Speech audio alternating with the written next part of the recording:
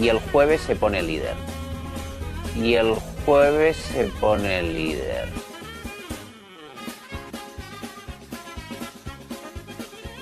Non, non, non, non, petit Kim Domenech, le Barça n'est pas leader de cette Liga. Cette Liga est complètement folle. Après mon coup de gueule la semaine dernière où j'étais vraiment triste, j'étais vraiment déçu, je vais commencer à faire confiance en Zinedine Zidane et je vais me taire concernant cette Liga. Oui, tout est possible. Nouvelle défaite du FC Barcelone. Et ce week-end pour le Real Madrid, nouvelle rencontre. Ce sera à domicile au Di Stéfano. C'est demain soir à 21 h sur beIN Sport à la Madridina Damas et on commence tout de suite ce Before. Hola les Madridistas, j'espère que vous allez bien. On se retrouve dans une nouvelle vidéo comme d'habitude, vidéo before du match Real Madrid-Osasuna comme je vous l'ai dit. Les gars, je commence tout de suite cette vidéo pour vous remercier pour les 6000 abonnés. Franchement, c'est juste incroyable. Merci beaucoup de me soutenir. Merci beaucoup de vous abonner. De vous abonner également sur Instagram. Vous avez fait exploser mon Instagram cette semaine. Donc vraiment, merci beaucoup. Je remercie également mon partenaire, donc maillogo.com, qui m'a envoyé ces magnifiques maillots. Franchement, j'ai rien à dire. La qualité est incroyable. Ce maillot rétro est à retrouver sur leur site internet www.maillogo.com.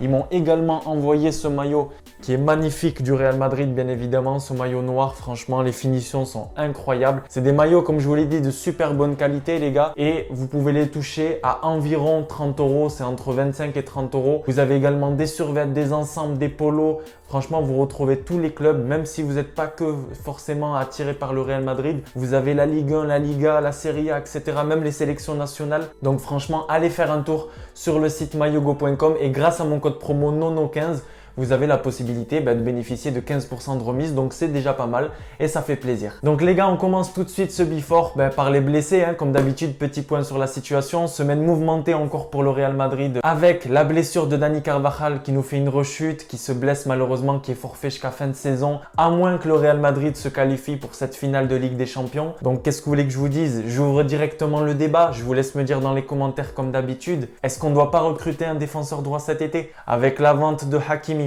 avec la blessure à répétition de Carvajal cette année, il a joué que 14 matchs ou 15 matchs si je ne me trompe pas. Avec la blessure de Lucas Vazquez qui dépannait de temps en temps.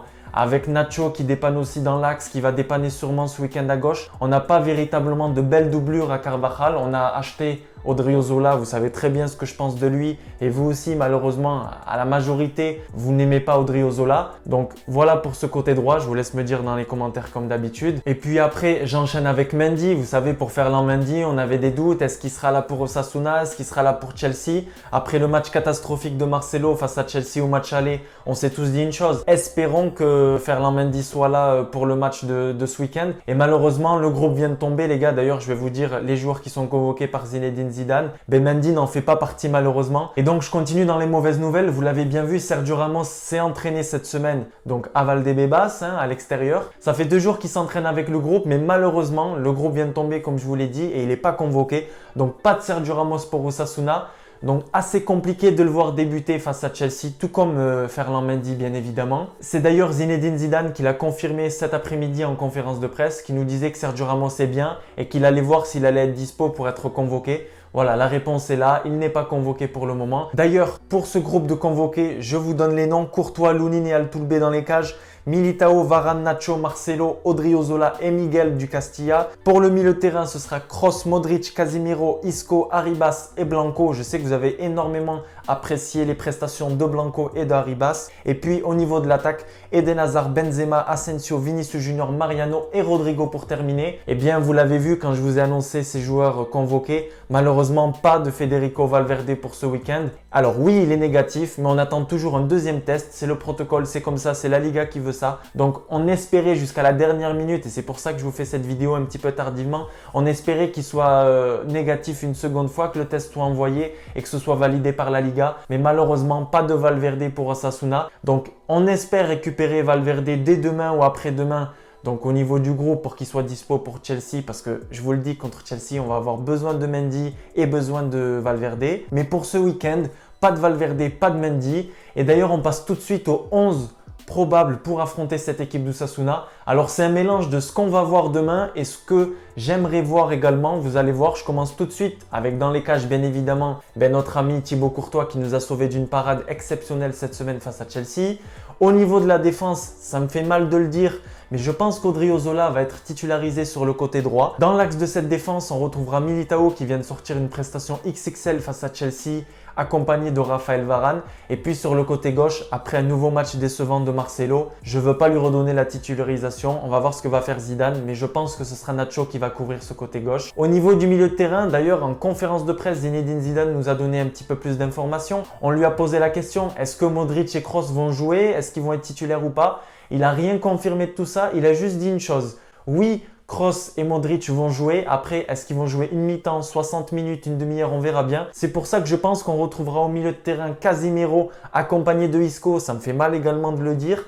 Et de Marco Asensio. Pourquoi pas avoir un Blanco? J'espère que Blanco sera titularisé. Mais voilà, d'après ce que j'ai pu voir sur les vidéos à l'entraînement, etc., je pense que Isco va malheureusement être titularisé aux côtés de Marco Asensio. Et puis par contre au niveau de l'attaque, l'idée pour Zinedine Zidane est de faire débuter directement Eden Hazard sur ce côté gauche et de mettre Vinicius remplaçant. Il l'a confirmé à José Luis Sanchez de la Sexta, le journaliste. Et donc sur ce côté droit, moi c'est vraiment quelque chose que j'aimerais voir parce que vous l'avez vu face à Chelsea, mettre deux attaquants et blinder avec 5 milieux de terrain, enfin du moins faire un 3-5-2, ben, offensivement c'est pauvre. Déjà que cette saison on en a beaucoup parlé, c'est assez pauvre au niveau de l'attaque. Moi j'aimerais bien voir Eden Hazard sur ce côté gauche, le jeune brésilien Rodrigo sur le côté droit. Je trouve que ça amènerait de la vitesse et ça nous permettrait de marquer des buts et de se créer beaucoup d'occasions d'être dangereux.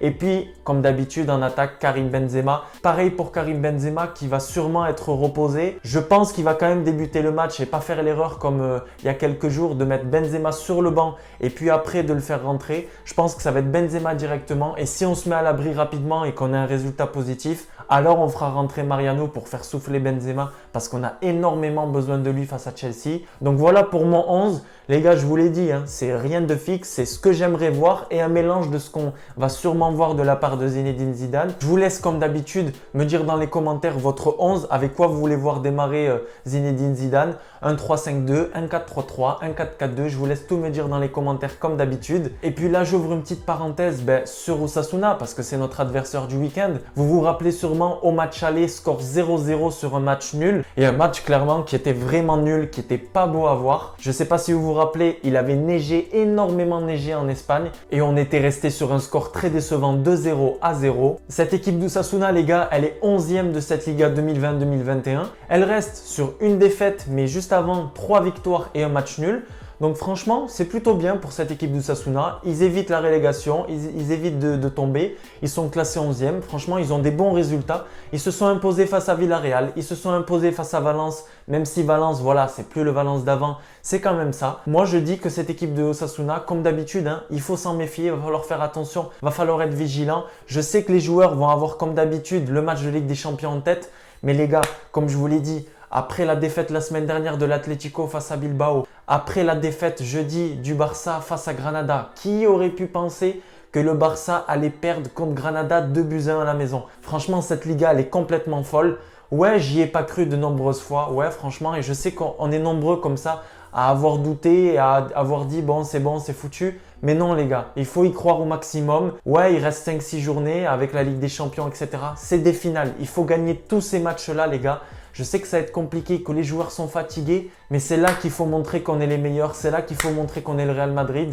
Que le Real Madrid, jamais on lâche l'affaire. Zinedine Zidane, on lui a posé la question, on lui a dit est-ce que c'est un miracle d'être à quelques points de l'Atlético? Est-ce que c'est un miracle d'en être là, d'être en demi-finale? Il a dit les gars, mais vous rigolez ou quoi? C'est pas un miracle, c'est de la passion et c'est du travail, du travail acharné. Donc ça me fait plaisir que cette équipe du Real, moi-même le premier, je l'ai énormément critiqué parce que voilà l'amour que j'ai pour ce club. Ça me faisait mal de le voir comme ça. Mais aujourd'hui, on a une possibilité de gagner cette Liga. Donc les gars, il va falloir tout donner. J'ai envie de revoir l'implication des joueurs face à Cadiz. Franchement, c'était exceptionnel au niveau de l'intensité. Je sais qu'il y a de la fatigue par rapport à Chelsea, mais à la Madridina Damas. Juste une dernière chose les gars, vous le savez, vous m'avez posé la question sur Instagram. D'ailleurs, rejoignez-moi sur Instagram, c'est les débriefs de Nono.